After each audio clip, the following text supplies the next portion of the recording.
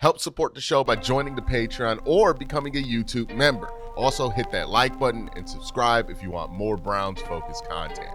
The Browns are in an awkward position when it comes to the draft because they are sitting here and they have the number 6 overall pick, which is a good asset, right? Like, a lot of good players have gone number 6 overall or within that range in the top 10 in the NFL draft.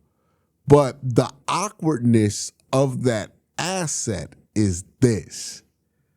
The Browns, at the positions that they would desire to take a player that early,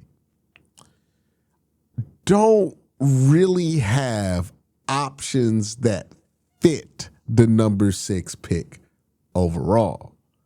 Like, if we're looking at wide receiver, you could say to yourself, you can take Carnell Tate, but if you look at Carnell Tate versus other wide receivers that have gone that early, right? Wide receivers drafted in the top 6 in an NFL draft class. We're talking about prospects that typically are much better than Carnell Tate, right? We're talking about Andre Johnson, Larry Fitzgerald, Calvin Johnson, A.J. Green, Julio Jones, Amari Cooper, Jamar Chase.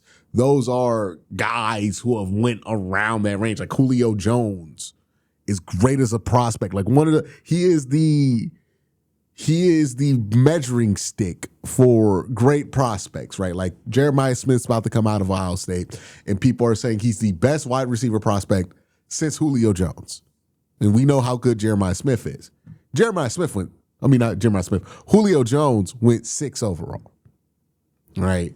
And it's not to say that just because you go number 6 overall and other great players have gone in that spot that you have to reach there, but it is making a point about, like, hey, this is typically the kind of prospect that you take number 6 overall. And if you look at Carnell Tate, if you look at Mekhi Lemon, even if you look at Jordan Tyson, their college careers or their prospect level based on, like, their physical potential in the NFL and the translatable, like, how translatable their game is to the NFL, it's just not there, right? Carnell Tate, the production isn't there. You haven't really seen him do number 1 wide receiver stuff. He wasn't the number 1 wide receiver where he went to school, which is no shame, right?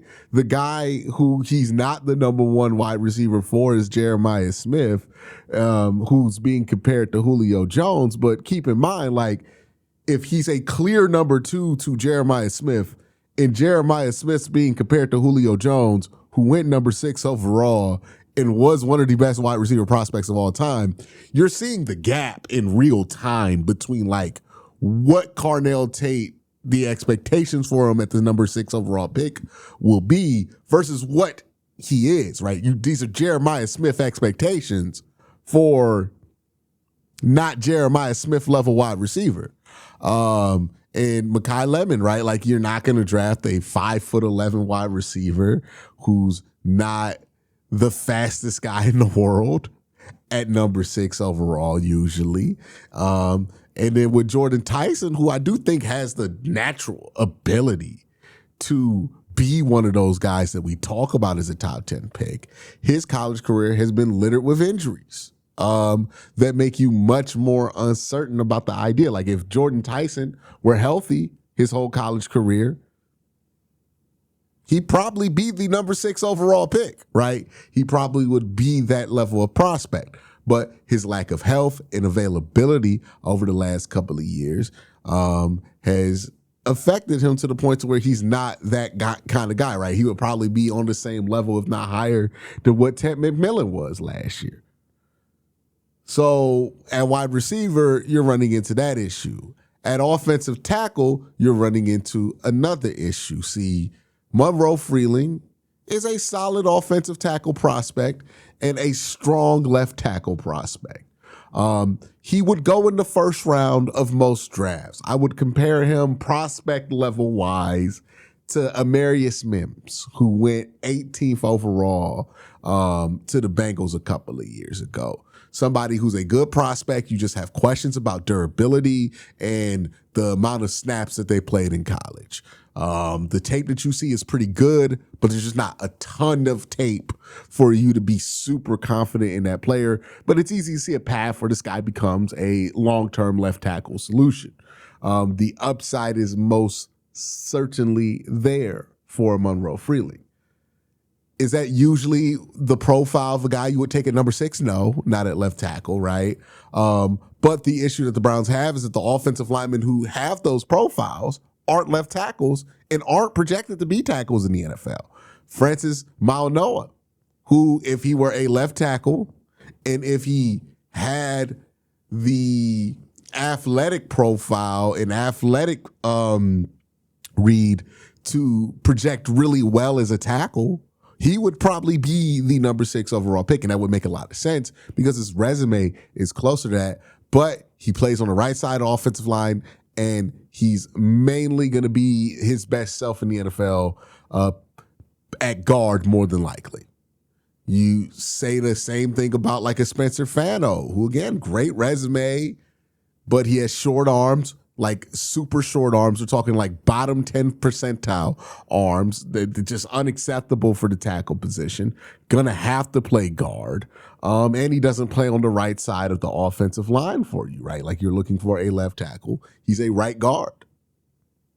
So you don't have a need if you're the Browns for a right guard at number 6. It's not a premium position for you. You have a need for a left tackle and a wide receiver. And the reality is that the left tackle that you can draft the earliest is Monroe Freeling. But Monroe Freeling makes more sense at pick 16 than he does at pick 6.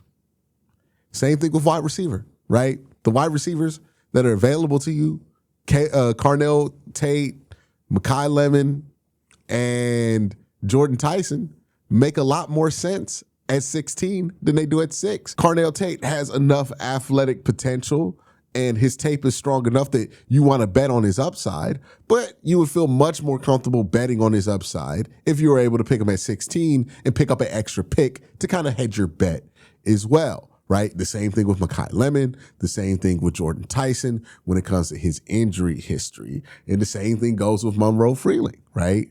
The problem that the Browns have right now is that the options that they have at 6 make more sense later in the draft than at the pick that they have. And they have 2 options. One, they can risk getting the player, but get a trade back. And what that trade back would do is eat some of that cost of not being able to get a blue chip caliber player at the position that you want by adding more volume in the top 50 of your draft. So they could do that, and hopefully they can find a trade back, and I think that's what they would prefer to do. The other option is to just eat it and take somebody at 6.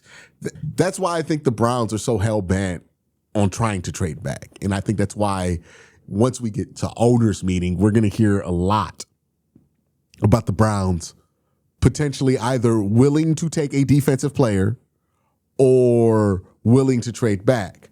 Because either you could select somebody that you think is more traditionally worth that pick as a prospect, so somebody who you think has all pro potential, right? You draft somebody in the top 10, you want somebody who has all pro potential right off the back. Now, I lucked into it. They were better than I thought they were. All pro potential, but legitimate, hey, this guy right here can be an all-pro. Well, if you want a prospect that could be an all-pro, you're going to have to compromise on the position value of that player, right? Because the guys who have that potential, talking about Jeremiah Love, right, who plays running back, which the Browns don't really have a strong need for. We're talking about Reuben Bain, who is an edge rusher that doesn't necessarily fit the kind of defense that the Browns run. Like, I see Reuben Bain making a lot more sense in somewhere that plays him as an outside linebacker edge more than a traditional hand in the dirt edge. But, you know, we'll see what happens there. Caleb Downs is another guy that you could say, hey, that makes sense. He could be a all-pro level player. But that's how you're going to get the value out the 6th pick. And I think if you're the Browns, what you should do is pump up the value of Jeremiah Love pump up the value of Ruben Bain, pump up the value of Caleb Downs, so that hopefully somebody is convinced from picks 7 to 13 that they have to jump in front of you not jump in front of you, jump to 6 to get that caliber of player that it doesn't make sense for the Browns to grab, but maybe it makes sense for them to grab. Because if the Browns can supplement the fact that with this 6 overall pick, straight up, they're not going to be able to draft somebody who's worth the 6 overall pick at a position of need that they have, right? There's no left tackle in this draft that is straight up off value alone, just worth the 6 overall pick. Monroe Freeling would be a little bit of a reach. Any wide receiver that they take at 6 would be a little bit of a reach.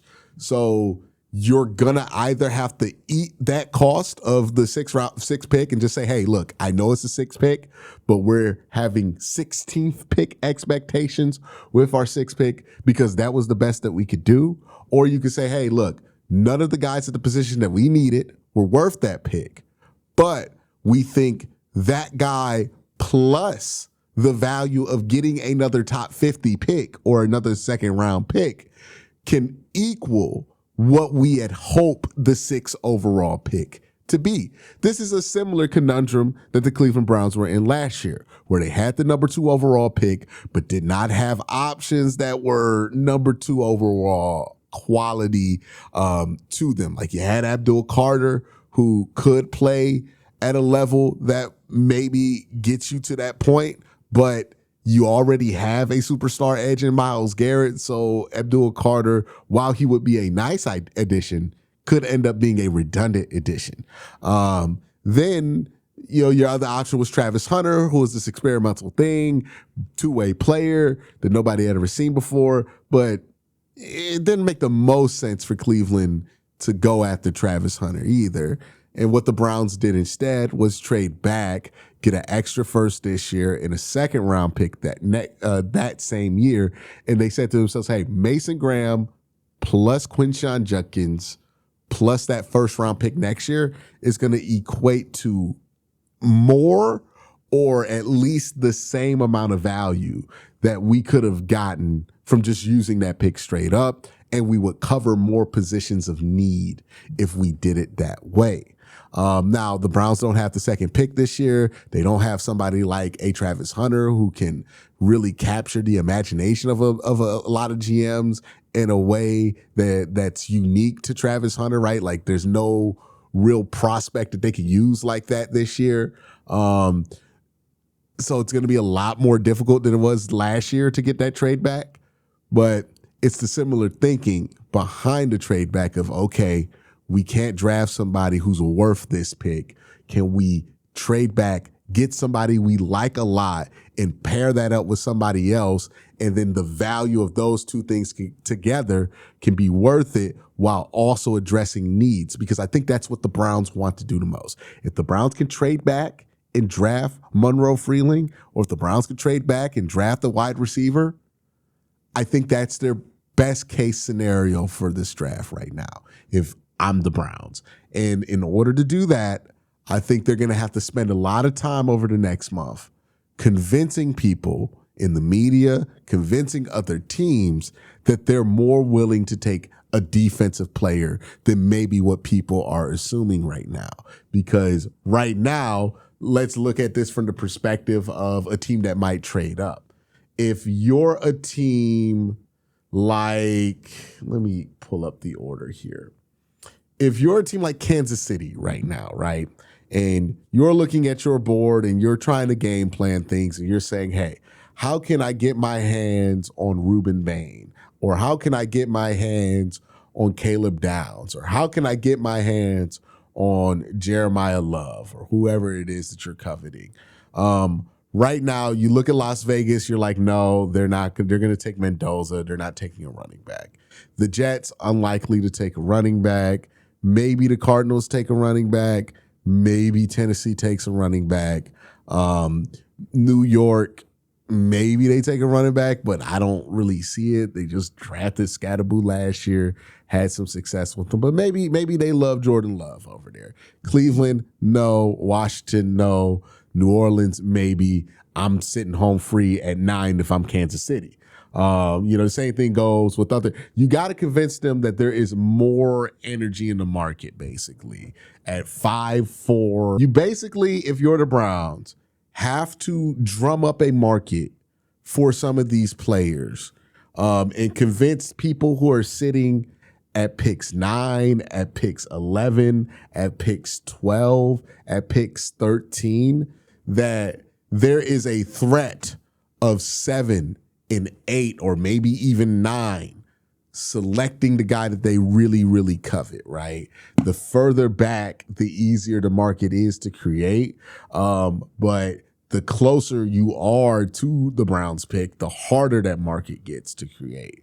And there's going to be interest. There's always interest in trading up, but getting a team to pull the trigger, I think is going to be especially difficult this year. So if you're the Browns, you got to pump up. Hey, Washington, and I'm hearing great things about Caleb Downs around the pick range that Cleveland is at. And maybe even I might think about taking Caleb Downs, right? Or I might even think, I think you got to put out a lot of smoke about what you like and who you like to get people off the trail of, oh, the Browns are going to go wide receiver. Oh, the Browns are going to go offensive line. Get people to start thinking that the Browns might go defense here so that they call you and see if they can just talk you out of taking a defensive player, to take you out of the equation when it comes to landing the player that they want. And then that way you can get them to trade up in order to guarantee it. They're going to have to do something like that. So expect to hear a lot over the next couple of weeks about what the Browns may or may not do. Their needs are their needs, and their needs aren't going to disappear. They need wide receiver. They need offensive line, specifically left tackle. They have nothing at the position right now. They glaringly need a left tackle. That is what I think is going to make them trying to create a market very difficult, because the Browns can't really hide their needs. What are they going to sell teams? Oh, you're not going to take Monroe Freeling at 6? Well, who are you going to have play left tackle? Call their bluff on that. Oh, what you're going to have for your wide receiver room? Call their bluff on that. The Browns have a very call their bluffable hand right now when it comes to the draft, which is going to mean making that market difficult.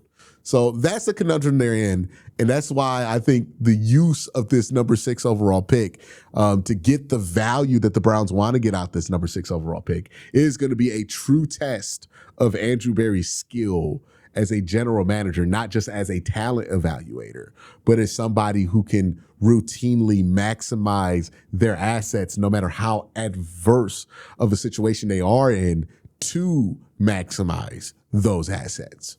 That's my thoughts. Let me know your thoughts in the comment section down below. Have a great day. Have a better night. Peace.